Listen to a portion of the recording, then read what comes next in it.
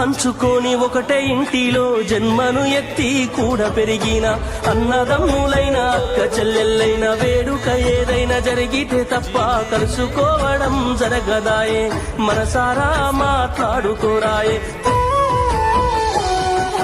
భోజనాలకు గంట ముందు వచ్చి పని ఏదో ఉందన్న సాకుతోటి మొక్కువడిగా భోజనం అయిన వెంటనే ఉంటామంటూ వెళ్ళిపోవుడాయే కనతల్లిదండ్రులను పలకరించే తీరిక లేని సంపాదనాయే కనతల్లిదండ్రులను పలకరించే